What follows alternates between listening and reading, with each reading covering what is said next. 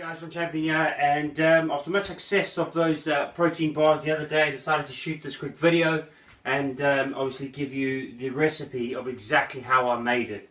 So I was going to just go through some of the ingredients here. First of all, we're going to use some oats. I've got some organic oats there. Protein powder, I'm going to go with Vice shape, the shape that tastes like a cake. I definitely do like the way that all my protein bars, pancakes, whatever I make using the Vice shape, it does come out incredibly nice and fluffy. So we're going to use that. I'm going to be adding a bit of flaxseed into this recipe with goji berries. Great nutritional supplement you can add to it. Great for fat burning, great source of iron, good source of fiber as well. Some peanut butter. Okay, going to add some of that into the mix. Got some cinnamon.